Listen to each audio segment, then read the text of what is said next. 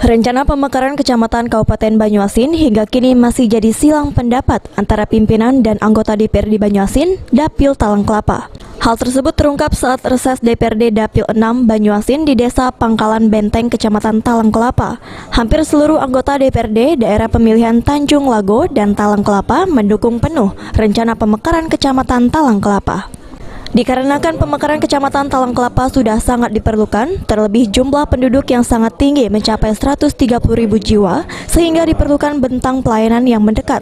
Usulan pemekaran sendiri bahkan sudah disuarakan sejak 2015 lalu.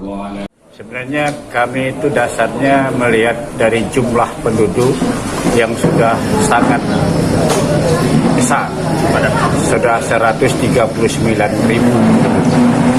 Jadi di segi jumlah penduduk, dari segi jarak dan pelayanan terhadap masyarakat, dalam rangka efisiensi, dalam rangka memudahkan pelayanan pemerintahan terhadap masyarakat, sangatlah wajar dan sangatlah perlu untuk dimekarkan.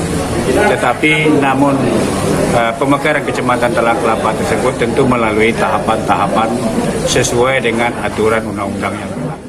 Sementara itu, Muhammad Nasir dari fraksi Golkar juga mengkalkulasi tidak akan terjadi pemberatan APBD yang signifikan jika terjadi pemekaran Kecamatan Talang Kelapa. Nah, kalau pembentukan kecamatan baru, kelurahan baru, kalau dari sisi anggaran tidak memberatkan anggaran, karena mereka hanya memindahkan dari satu posisi ke posisi yang lain. Dan kalau kantornya kira bisa diatur berapa ya? Yo, kita bisa numpang-numpang dulu lah, ya, kalau masalah kantor kan, oke, sambil jalan, sambil bangun dikit-dikit. Camat Talang Kelapa Arifin Nasution menerangkan jika pihaknya tengah fokus pada pemekaran 6 kelurahan di Kecamatan Talang Kelapa, sehingga nantinya terdapat 12 kelurahan dan 6 desa di Kecamatan Talang Kelapa. Beberapa hari yang lalu itu dibahas untuk dilakukan penjajakan pemekaran kelurahan itu. Jadi setelah itu baru kami untuk berbicara yang lainnya. Jadi kami sekarang ini fokusnya di pemekaran kelurahan.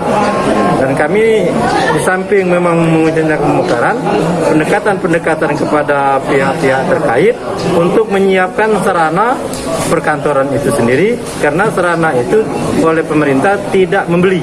Artinya mengharapkan hibah daripada pihak-pihak yang berkepentingan yang selama ini pihak ketiga.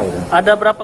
Sebelumnya, Ketua DPRD Banyuasin menilai jika pemekaran Kecamatan Talang Kelapa belum mendesak karena pemerintah kini tengah fokus pada penanganan pandemi COVID-19.